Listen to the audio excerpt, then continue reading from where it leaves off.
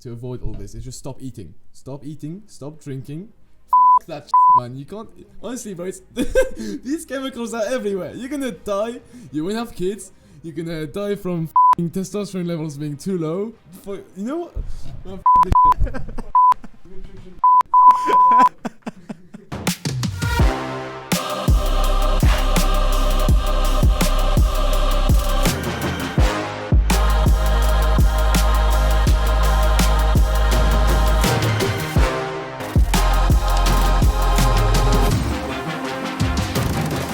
Hi guys, welcome to the Adonis Talk, where we empower your journey to success and personal growth. My name is Jared. And my name is Fahim. And today's episode is called Your Food and Water is Killing You. Water, the foundation of health. We all know that we are made mostly out of water, right? We all are.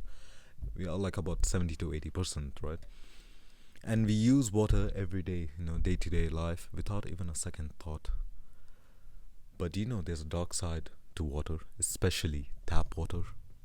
So what, you saying that tap water is bad for us, but like the government filters our water? Like honestly, like what's wrong with tap water? So yeah, that's what I researched about a lot of tap water, and tap water is really, really bad. Everyone would be surprised how bad tap water actually is. I mean, in majority of countries, the amount of things in tap water is just sometimes baffling. I mean, yeah, sure, it's all right, you'll drink and you won't die or anything, but there will be a lot of health problems in the future, and that's what we're going to be talking about for the majority of this podcast. So here's an interesting study. It's called Endocrine Disruptors in Water and Their Effects on the Reproductive System. This review is pretty interesting, and the reason is because the water companies, right? They try to disinfect water because obviously they don't want to have like sewage water or like be water that is like polluted with like germs and stuff like that. So they disinfect water with certain chemicals. And these chemicals are called disinfection byproducts, DBPS.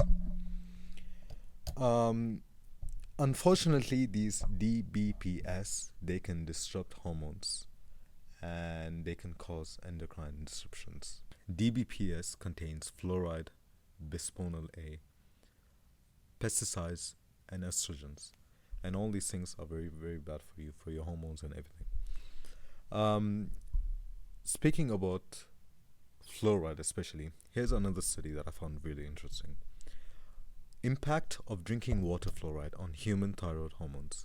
This is a case-controlled study that says that even fluoride in your water as low as 0.5 milligrams per liter can have like pretty drastic change in your thyroid levels and your thyroid function.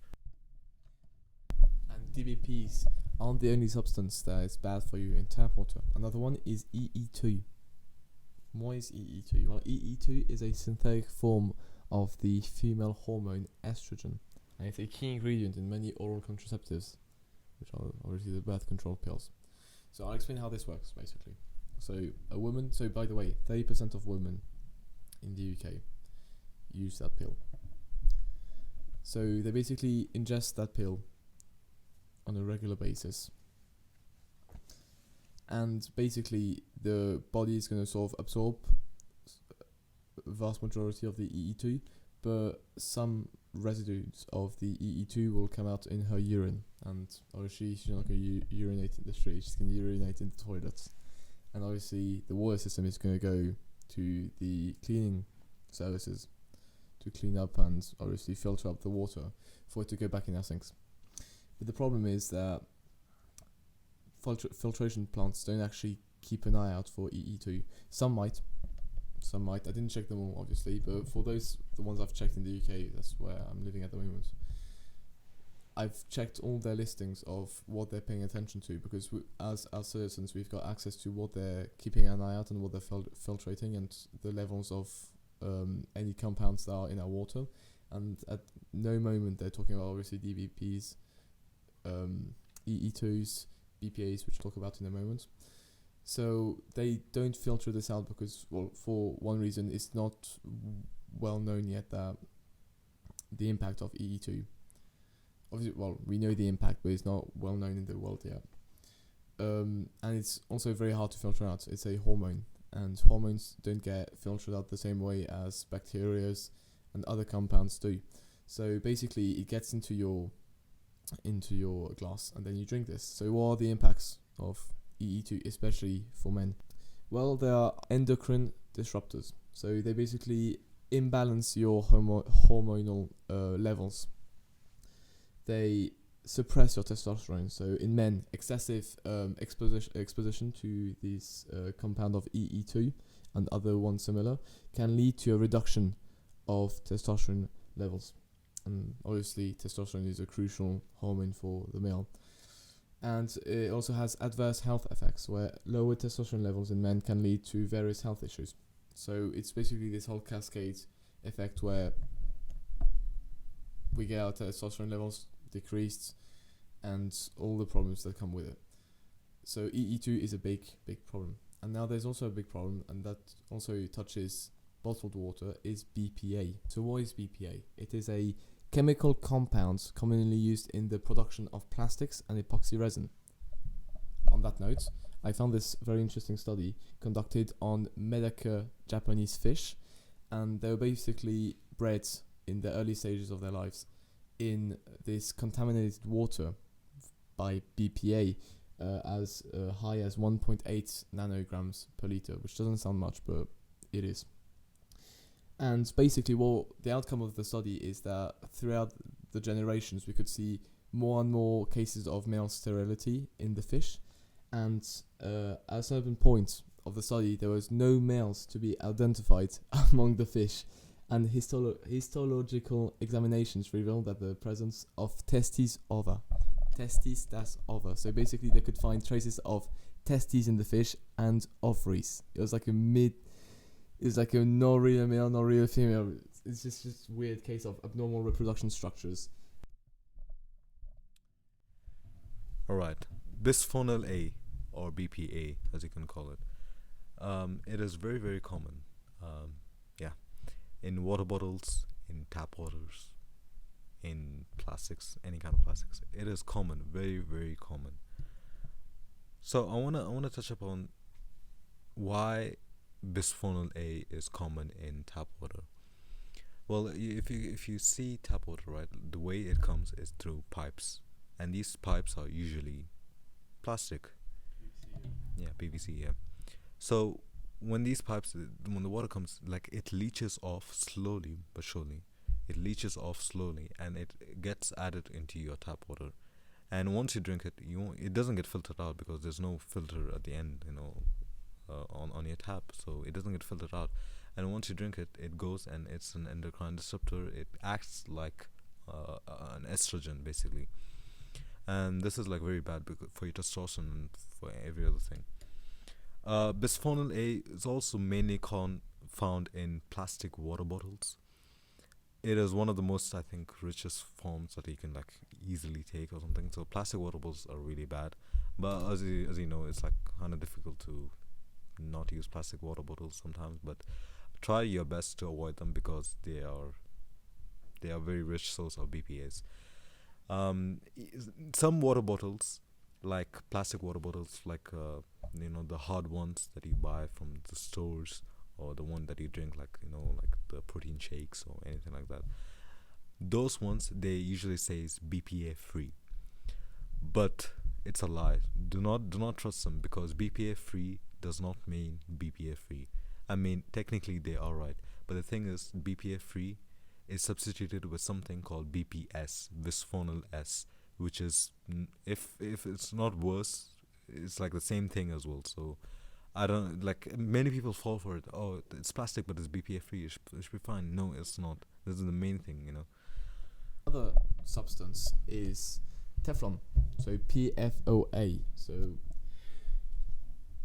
if you, obviously this is like a toxic, so they're sort of trying to get it off the market now, but it's still there. And basically when you just cook, and obviously not only staining your food afterwards, which is obviously really bad for you because it's very toxic for your body, but when you're washing up and stuff and scrubbing with your sponge, it basically just goes in the drain. And then obviously, I'm not going to do the thing again, drain, pipes pipes, cleaning, filtering your water, basically just ends up in your water. So we talked about microplastics in water, tap water, and we talked about BPAs in water. We all know it is bad. We made it clear, right? But the question still remains, like, how do we actually solve this issue? Like, how do we abstain from this kind of bad chemicals from daily life, which is all around us, right? So there are a bunch of things that I found interesting, right? The best thing, in my opinion, is reverse osmosis water. So basically, it is a very sophisticated water system, but the thing is, it is pretty expensive. So if you have the money for it, you should go for it.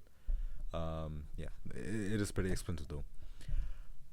In my opinion, one of the easiest and the cheapest ways to get it is a filtered water pitcher. So what happens is you put tap water on the water pitcher, and you just let it rest for 2 hours or 3 hours or something like that, and it gets filtered out. It filters out fluoride, chlorine, and a couple of other stuffs.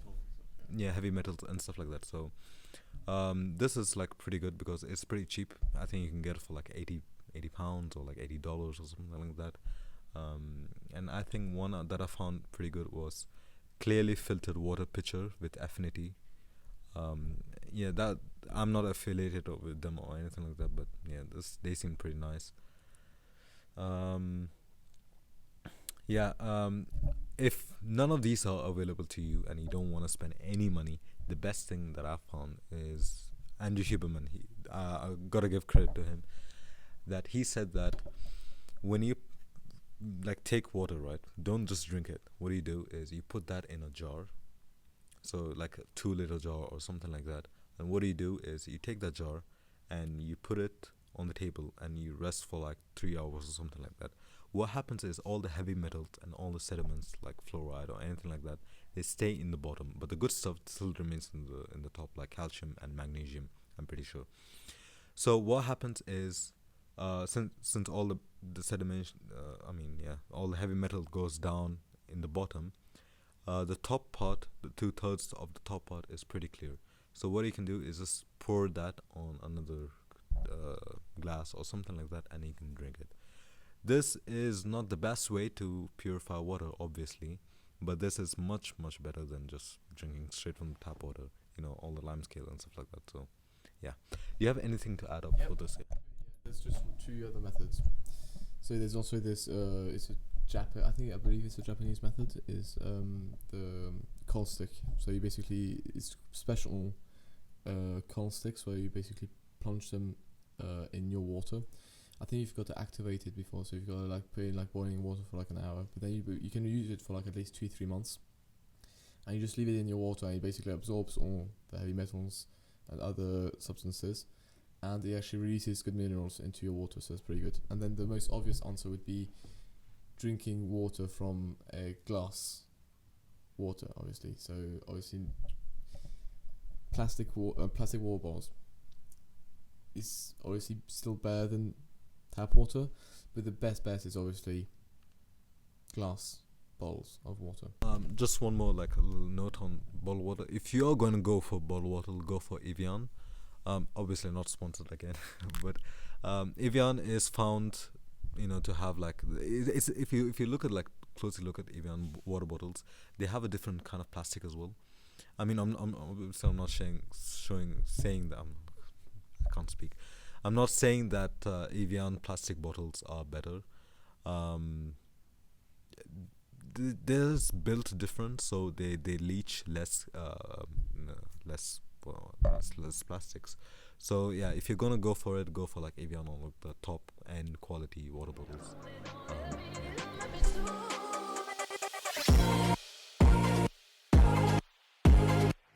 What color is your Bugatti? So I have a question, right? You said to use charcoal. I don't know much about the charcoal thing, so would you please let me know more about the charcoal? Like, how do you actually use it? Do you just buy charcoal, regular charcoal, or like do you buy activated charcoal or something like that? Because I don't know what you're talking about. It's pretty easy. It's a specific charcoal you get. Um, it's wood burnt, so it's charcoal. You can find it on Amazon or anything. You just type in charcoal sticks for filtering water, and you just get it, and then you just go read the instructions. So I think there's like an activation process where you have to put it in boiling water, as I said, put it out, and you should be able to use it for about 2-3 months. For that, we're gonna head on to food additives. Okay, so food additives has been one of my main concerns recently when it comes to food. So we're pivoting from the water towards foods. So I've been using this app recently called Yuka. So we're not sponsored or anything, but it's a really good app where basically every time I do my shopping now, I try to scan. So it's basically an app where you can scan the barcodes of your products, and most of the time, like 99% of the time, it shows you salt quantity of it, the fibers, protein, sugar, fat, and especially the additives in your products. But that app has been a real game changer because honestly, so they basically score your product from a 0 to 100. Obviously 0 it's awful, don't eat that, and 100 would be it's perfect. And what's also great with the app, we're not sponsored I swear, is that they give you alternatives to that bad product. So imagine you got like this like bad bar of chocolate, for example. So it's like you think it's healthy, right? It's like a dark chocolate, and you think, oh well, it's dark chocolate, it can't be that bad. But sometimes it can be non-organic, which means that it basically tells you if the cocoa beans might have been damaged by pesticides or any kind of thing. It can tell you if it's like too high in sugar, or if it's obviously if you want it low in sugar, you want it low in sugar, and it'll show you the recommended product, which it has a better score. Their scoring system isn't that great because if you, let's say, scan butter, some very good butters they could rank it to like 40 out of 100 because they say that it's too fatty. But that's the point of butter, like it's a fat. You're using the butter to cook because it's a fat. So there's sometimes like their ranking system. You just gotta be conscious of what you're scanning and just understand what it is, and then just basically analyze the food through that. And they also rank the additives, so that's what we're getting at. So additives. So they rank the additives in 3 or 4 categories. So non-hazardous. I'm going to make it really simple, like non-hazardous, slightly hazardous, sort of hazardous, and very hazardous. Just simply put. And it goes obviously from green to red. And you want to avoid any additive, and it can be any additive. It can be artificial flavoring. It can be conservatives. It can be any of those. All the etc. Like E551, E150D, E150C is all those things where it tells you it's bad. There's even the actual scientific name and the usual name. You can do your research, and obviously they're not lying. So when it's even yellow, just avoid the product at all costs, because obviously it's degrading your health. And it's just a small step. Sometimes it's not even. I'm going to say sometimes it might be a bit more expensive to go for the counterpart, but most times it really isn't. So you just gotta keep this open-minded when you're shopping, and just take this small action of actually just checking your products when you're buying them. Obviously, keep in mind what it is. As I said, so for the example of the butter is a fat, so obviously it's going to be high in fat. And sometimes it also counts the calories. So obviously, if it's too high in calories, and the whole point of you buying that food is because it's in high in calories for your bulk or anything, then it's fine. But all you're gonna really check is if it's organic or not, if there's any any additives, and also the sugar. Sugar's really avoid sugar, honestly. Do you have anything to add on that, or any questions? Yeah, it makes sense because all these E55, 150, E33, even I don't know what that is. Like, you don't either. Like, we don't know what these means, but if you go to the app and you just scan the QR code, it just says that, oh, this is bad. So, I mean, obviously, like, understanding what it means, like, is much better for you. But then, No one has time for that, honestly. Yeah, this app is really good, and this tells what is bad and what is not. There are some other estrogenic food as well, which are bad for you. I just want to talk about a little bit. It's mainly soy products and flax seeds. You might be wondering, flax seeds, like, come on, like, flax seeds are crazy stuff. But yeah, it is estrogenic. And soy products, I know some of you have heard about soy is bad for you as well. Yeah, they're pretty estrogenic as well. And even some dairy products, sorry, not dairy products, dairy products. If you look at milk, milk is pretty estrogenic. Majority of milk is like horrible for you. The reason is they put syringes into the cows so that they produce more milk, and this can directly affect the cow and its milk, and then you drink that milk as well, and it's like very bad for you. Yeah, that's pretty much it. You have anything else to say? Just me just going back and forth. Yeah, swinging. I just want to touch on oils you should use. So there's been a lot of debate recently on what oils to use, because we've recently seen that seed oils are pretty bad for you when it comes to inflammatory responses, high in omega-6 fatty acids, imbalance in omega-3s, it's high in processed food. So seed oils are really aren't the best. So if I could give you 4 oils you should stick by, it would be grass-fed butter, and a high quality butter. You don't want anything low. If you gotta put the price in it, just do, because low quality butters are actually the worst. So grass-fed butter and organic virgin olive oil, coconut oil, so again organic, they should all be organic, and finally avocado oil. And now be careful with avocado oil, because most of the avocado oils on the market are fake. Either they are sort of avocado oils and then they're topped up with other types of oils, especially seed oils, because they're just so cheap. And sometimes they're just not even avocado oils, they just put like avocado essences in it and like flavors when it isn't avocado oil. So you just need these 4. You use 2 for cooking, 2 for dressings, and you're just set when it comes to cooking with these oils. So yeah. You were talking about avocado oil, right? Yeah, that's crazy. I just bought avocado oil. I didn't even know that, so I'll have to go and see. But I'm pretty sure it's organic, so it should be fine. And it's also the same thing with olive oil. If you look at olive oil, right, it has a lot of mixtures. Like if you look at like some olive oils, it's like extra virgin olive oil, and some olive oils are like just normal olive oil. Like, what's the difference? I think the difference is that the normal olive oils, they are mixed with other refined oils, and it just is really bad. The best kind of olive oils that you want to go for is extra virgin olive oil. It says that, and it should make sure it says cold press as well, because cold press means that there's no heat added to it when they were extracting from the olives. So this means that it's like none of the nutrients are like demolished or anything like that. So it is still intact. One more thing is that obviously you gotta go for organic, like you said. Going back to microplastics, we also find them in food. Here's a study that I want to talk about. It goes, plastic ingestion by people could be equating to a credit card a week.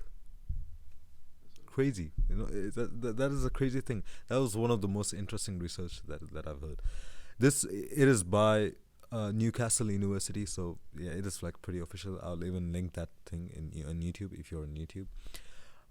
Yeah, this research literally says that we are eating 1 credit card worth of plastic per week. That is a lot of microplastics. Like, what do you even think about that? It's obviously crazy, but we're gonna give you now tips on what foods are high in obviously microplastics and how to avoid it. So one of the biggest ones is obviously seafood, because we know that we're getting a real problem when it comes to ocean pollutions, especially with plastics, and more seafood. So obviously fish, any animal in the ocean that we eat, are getting more and more contaminated by plastics. So microplastics can be obviously, as I said, ingested by marine life, including fish and shellfish, and can so obviously end up in your plate. Another one is bottled water, as we said. Obviously, when it comes to the bottle in process, when they're closing up the bottle, they can have debris of microplastics when it comes to the actual lid of it. So yes, another one is beer. So that can be a surprise, but as microplastics can be detected in beer, likely due to the use of plastics materials in the brewing process and in the packaging. Same for honey. So be careful what honey you're getting.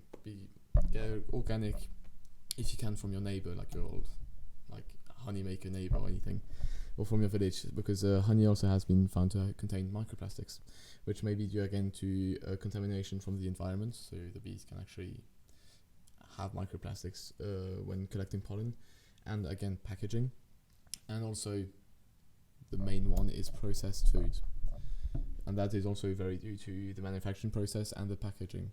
So just check where your food is coming from. Eat fresh stuff, eat it from trusted sources, the market. Try, and obviously the main one is the packaging. Like most of the stuff you get from the supermarket is just enrolled in plastic, and same for like another tip is when you're frozen food, we all use plastic bags to freeze your stuff. But then I don't know if you have this experience. When I defrost my chicken, I've got to sort of like tear the plastic off my chicken. Do you see what I'm saying? No.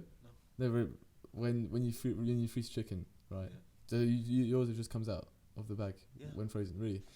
Okay, well I might have really plastic bag anyway. So mine plastic bags. Okay, so maybe he's got a good quality plastic bag, but mine just stick to it, so that's a bad thing, obviously. So recently there's been companies developing silicone freezing bags, so use that. And last one is also Tupperwares.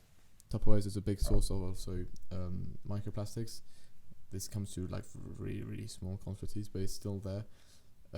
So obviously switch to glass. That's basically that. Yeah, these are some crazy stuff. Like you talked about beer. Obviously, Alhamdulillah, I'm safe. But yeah, honey, like that's something crazy. I really like honey. He likes honey. I do like honey. But it's something crazy. I never expected to have microplastics. That's a short list. I mean, there's even more, and obviously there's some exceptions and stuff, but microplastics is a real serious problem, obviously, especially when it comes to digestion and your health.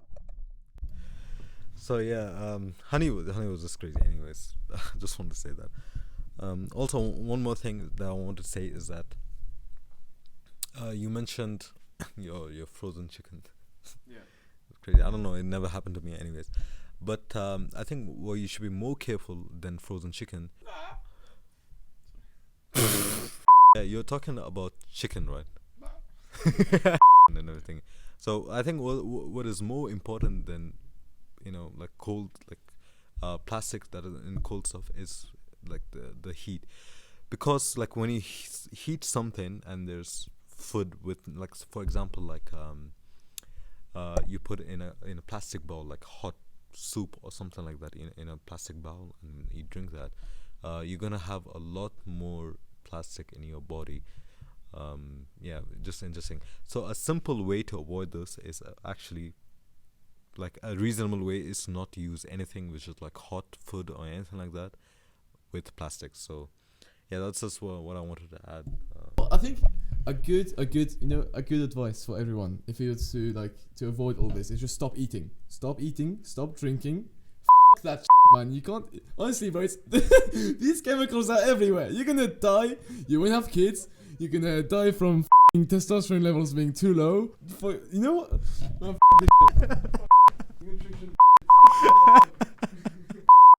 Oh, the thing is, microplastics is everywhere.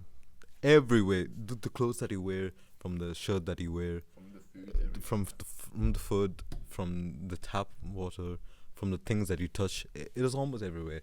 It's honestly hard to avoid. Like, I'm literally touching a plastic right now. Like, this is unavoidable. Like, this is plastic. Oh, I think these are like fake plants as well. This is probably plastic as well. Real. These are actually real. So yeah, we can't do much, right? Because plastics are everywhere. But what we can do is just try to avoid our best. Like, just simple things, like not drinking from plastic water bottles, even though I am still drinking. It's kind of sometimes hard, but yeah. Not drinking from plastic water bottles. What else? Like not using hot food on plastics. That's the main thing. Just don't use plastic. Just don't use plastic. Yeah, try not to use plastic, like to store your food or like do anything. Just try not to, like, avoid actively. That's the best thing that you can do, honestly. Yeah, and honestly, once you realize all this, you think you're gonna be, you'll think you're mad. Honestly, you'll just see it everywhere. Just seeing plastic, seeing your food, seeing additives everywhere, seeing sugar, fucking everywhere, and your friends are honestly. I'm not gonna say my friends think I'm mad, but obviously it's funny because every time they're eating, I'd be like, "Ooh, can I scan that? There's 15 additives. You're gonna die tomorrow if you continue eating this." But I'm just trying to help them out. I'm trying to also. That's why we're doing this podcast, right? It's trying to impact our community, like we call our community. No, we're trying to obviously impact. Like we're trying to get our word out, right? And trying to sensitize people when it comes to this. So as Fahim said, we can't avoid it. It's everywhere. We're living in an age where plastic is everywhere. So just try and mitigate that. When it comes to food, when it comes to water, just try your best with your means. Honestly, those charcoal sticks are pretty cheap, so you use that, and you can use them for 3 months. When it comes to foods, same. Just check what you're getting. Try and avoiding plastic packaging, and just follow our advice, and you should be fine. So yeah, we talked pretty much all about what we wanted to talk, and that's pretty much it, right? Yeah. So yeah, it was lovely talking with you guys, and I think today that's a wrap for today. Hope you all are safe, and this is it. You're done. Have a good day or a good night, or wherever you are. Bye bye. Plastic is coming. Stay safe. Hey guys, it's Jared. I hope you enjoyed today's podcast. If so, leave us a like, subscribe, and stay tuned every Thursday at 6 p.m. for a brand new episode. Thank you, and good night. You cheeky bastard.